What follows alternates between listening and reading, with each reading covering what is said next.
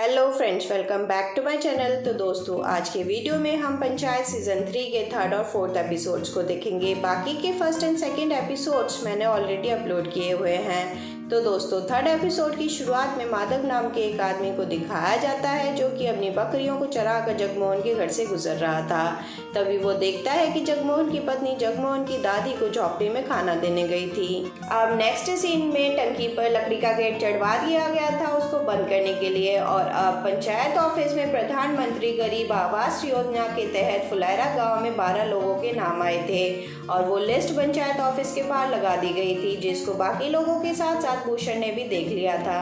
अब भूषण को विनोद और माधव बताते हैं कि इस बार भी हमारे नाम नहीं आए, जबकि इस बार हमको उम्मीद काफी थी। अब भूषण उन दोनों को बताता है कि प्रधान ने काफी भेदभाव किया है। एक्चुअली फुलैरा गांव पूर्व और पश्चिम में बटा हुआ था।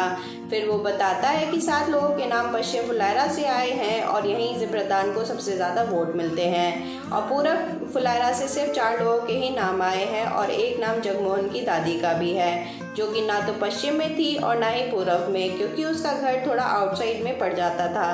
तभी माधव भूषण और विनोद को बताता है कि कल जगमोहन की पत्नी जगमोहन की दादी को खाना देने गई थी, तो हो सकता है वो लोग नाटक कर रहे हों। अब तुरंत ही भूषण पंचायत ऑफिस पहुंचकर अभिषेक को बोलता है जगमोहन ने फ्रॉड किया है और वो अब उसके घर जाकर खुद ही पता करके रहेगा।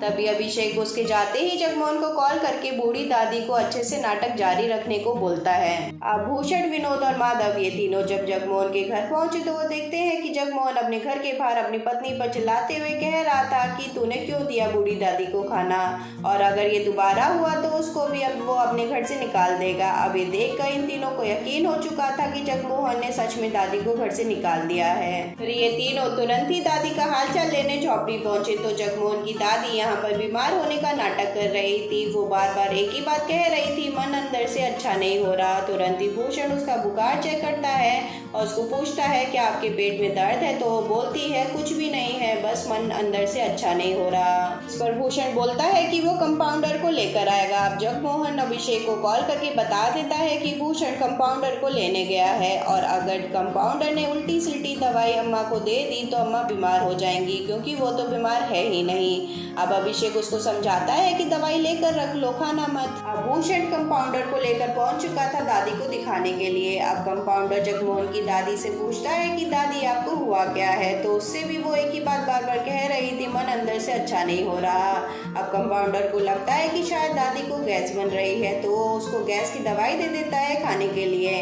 अब जगमोहन की दादी कहती है आप दवाई दे दो, मैं बाद में खा लूंगी। तब भूषण जगमोहन की दादी को फोर्स करने लगता है अपने ही सामने दवाई खिलाने के लिए। अब ना चाहते हुए भी दादी को दवाई खानी ही पड़ती है। अब उसी रात जगमोहन अभिषेक को कॉल करके बताता है कि अम्मा की तबीयत बिगड़ गई है, शायद उस दवाई को खाकर।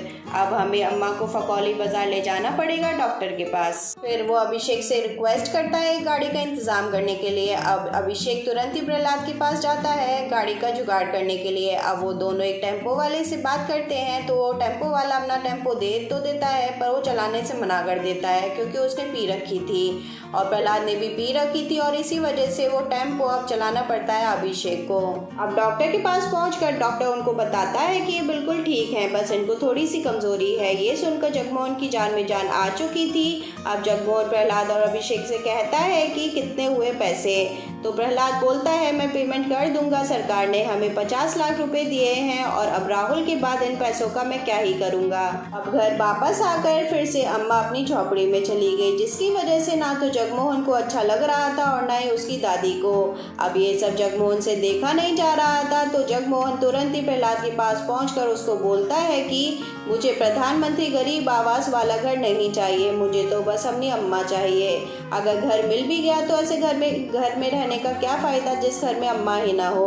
वो प्रहलाद से रिक्वेस्ट करता है कि भैया प्लीज़ अम्मा को समझाइए, हमें दूसरा घर नहीं चाहिए। अब अगले दिन प्रहलाद जगमोहन की दादी को अपने घर ले आया उसको समझाने के लिए। अब घर पहुंचते ही वो दादी को समझाते हुए कहता है कि देखिए अम्मा, खाली घर कैसा लगता है, खाली घर हद से ज़्यादा काटता है और हमारी तो मजबूरी है, आपके पास तो पूरा परिवार है, तो आपको क्यों ही बुढ़ापे में अलग घर चाहिए। अगर अलग घर मिल भी गया तो ऐसी पूरी जिंदगी कैसे बिता पाओगी अकेले। अब प्रहलाद की बातें सुनकर दादी को भी समझ आ गया और वो घर वापस आकर जगमोहन के साथ ही घर पर रहने लगी। अब भूषण अभिषेक को टॉन्टिंग वे में बोलता है काम आप बढ़िया किए कि आपने इनका झगड़ा शांत करवा दिया।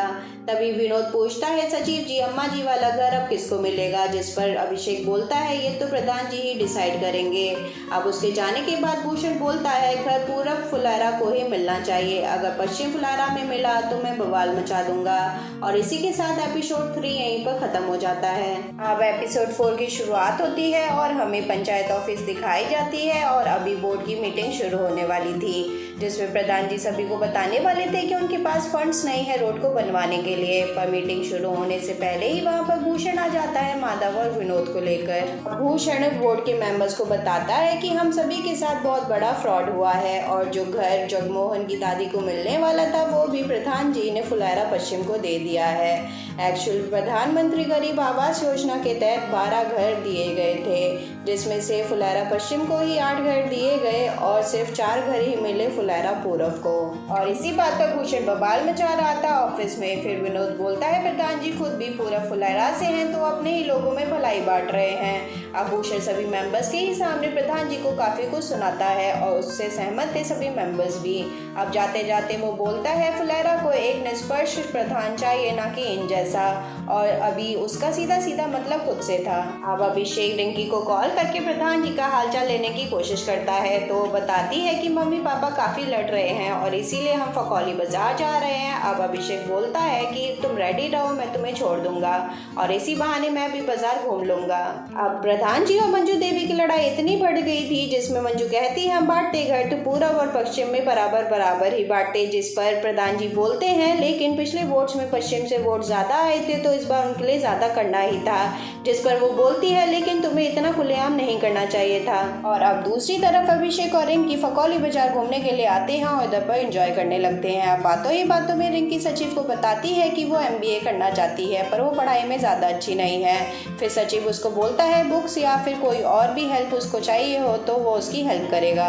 अब आगे विकास के पास कोई कॉल आता है तो उसकी वाइफ पूछती है कि क्या हुआ, जिस पर वो बताता है कि आज सहायकों की तनख्वाह बढ़ाने के लिए धरना होने वाला है पर मेरा तो जाने का मन ही नहीं है। तब उसकी वाइफ उससे कहती है, आपको प्रधान जी की इतनी चिंता क्यों है, जबकि वो तो पैसे वाले लोग हैं और उनको कोई भी दिक्कत नहीं होगी। फिर विकास अपनी वाइफ पर गुस्सा करते हुए बोलता है, तुम बात बात पर पैसों को बीच में क्यों ले आती हो। अब उसकी वाइफ उसको समझाती है, हमें कोई दिक्कत नहीं है पर आगे चलकर हमारा बच्चा होगा तब तो हमें पैसे की जरूरत होगी ही। जिस पर विकास भी उसकी बात समझता है और धरने पर चला जाता है। अब प्रहलाद को एक आदमी बताता है कि गांव के लोग प्रधान को गाली दे रहे हैं, उन्होंने पूरब और पश्चिम में बंटवारा करवा रखा है, पर आप चिंता मत करिए, आपको तो कोई भी कुछ भी नहीं बोल रहा। जिस पर प्रहलाद समझ चुका था कि उसको भी ध्यान देना चाहिए था क्योंकि वो भी उप प्रधान है और गलती तो उसकी भी है। अब नेक्स्ट सीन में भूषण, उसकी बीवी, माधव और विनोद तैयार होकर विधायक से मिलने जा रहे थे क्योंकि वो हाल ही में आया था बेल पर। एक्चुअली भूषण विधायक की हेल्प लेना चाहता था खुद प्रधान बनने के लिए। अब ये तीनों विधायक के पास पहुंचते हैं और भूषण विधायक से कहता है कि वो भी प्रधान से बदला लेना चाहता है खुद प्रधान बनकर, पर वो ऐसा अकेले नहीं कर पाएगा, इसके लिए आपकी हेल्प चाहिए होगी। अब विधायक उनकी प्लानिंग पूछता है जिस पर भूषण बोलता है कि सबसे पहले हम आप और फुलारा गांव के लोगों के बीच शांति समझौता करवाएंगे, फिर आपको इलेक्शन जीतकर फिर से विधायक बनकर फुलारा गांव की रोड बनवानी होगी और इसका आश्वासन आपको लोगों को अभी से देना होगा। अब विधायक कहता है कि ऐसा करके तुम तो बड़े नेता बन जाओगे पर मुझे क्या मिलेगा। जिस पर भूषण बोलता है, प्रधान से बदला। अब विधायक भी उसका साथ देने के लिए तैयार था। उसी शाम विकास अभिषेक को बोलता है कि आज मैं धरने पर गया था पर नेक्स्ट टाइम नहीं जाऊंगा क्योंकि वहां जाने का कोई भी फायदा नहीं है, गवर्नमेंट का जब मन होगा वो हमारी सैलरी तभी बढ़ाएगी। जिस पर अभिषेक उसको बताता है कि हाँ ऐसा ही होता है, तू चाहे तो जॉब के साथ साथ अपना बिजनेस खोल ले। तभी प्रहलाद वहां पर आता है और उन दोनों से पूछता है कि क्या किसी ने प्रधान जी के हालचाल लिए, जिस पर वो दोनों ही शांत थे। तभी हमें प्रधान जी को दिखाया जाता है जो कि अपनी छत पर अकेले बैठे थे। तभी उनके व्हाट्सएप के पंचायत ग्रुप में हाई का मैसेज आता है जिसका सीधा मतलब था कि आज ये सभी लोग दारू पार्टी के लिए मिलने वाले हैं। अब ये चारों मिलते तो हैं पर इन चारों का ही मूड अच्छा नहीं था। तब प्रधान जी उनको बोलते हैं, यहाँ पर भी मुझे गाली देनी है तो दे दो क्योंकि पूरा गाँव तो वो दे ही रहा है। तभी प्रहलाद प्रधान जी से कहता है कि मुझे आपसे बात करनी है, उस आवास योजना में हम सभी से तो गलती गलती हुई ही है और जो मुझे सरकार ने 50 लाख मुआवजे में दिए हैं उनसे हम रोड बनवा लेते हैं, जिसके बाद आप फिर से इलेक्शन जीत जाओगे।